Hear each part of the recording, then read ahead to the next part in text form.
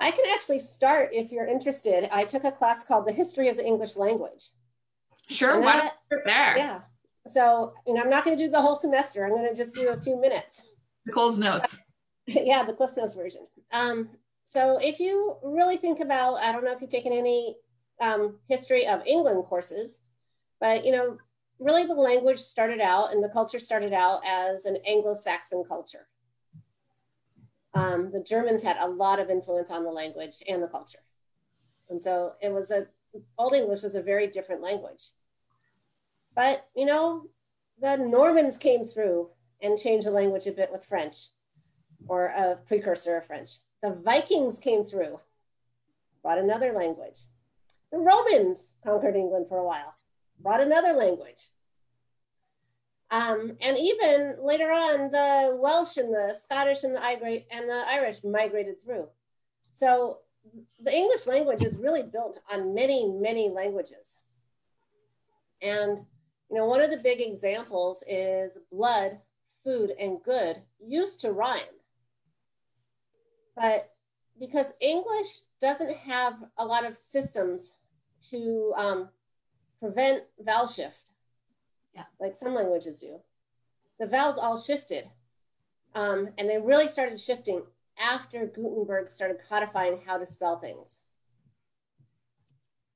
So that 1440 area, that time is when lots of stuff happened.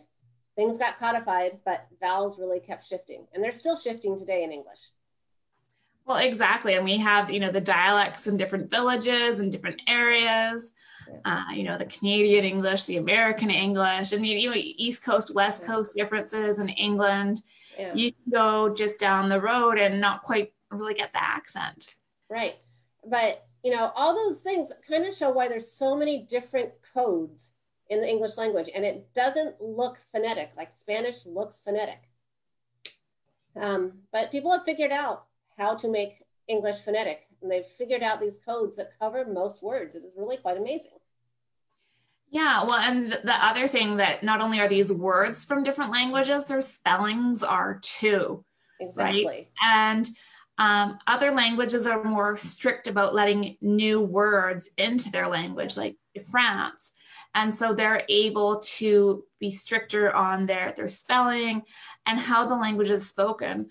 But exactly. English, as we bring more cultures and individuals from different backgrounds in, we're adopting some of those words and those spelling patterns. So ones that traditionally 100 years ago would not be legal in English are now being seen because of these new words that are joining our language.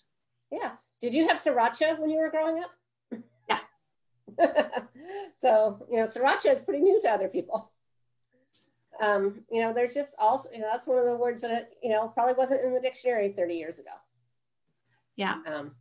So, there's all sorts of things happening like that. And it really changes our language.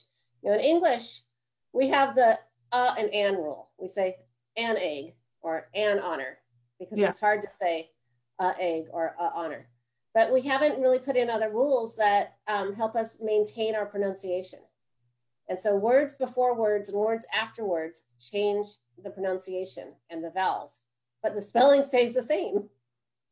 Yeah. So it's really hard to teach, and it takes a lot of study to teach English and spelling well. Well, and to master, and it's not something that we can go change now. I mean, there's too many people speaking the language and spelling the language, and I think making a change would be drastic. I mean, how would everybody catch up? And it's hard enough when you have the British spelling of something and then American spelling. Yeah.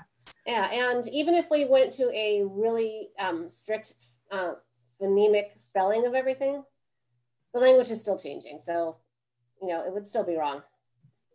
And also the fact that the English language has around 44 phonemes, but our alphabet only has the 26 letters to represent those phonemes.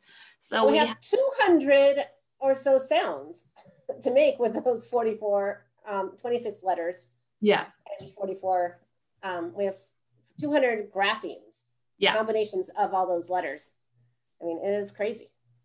Yeah.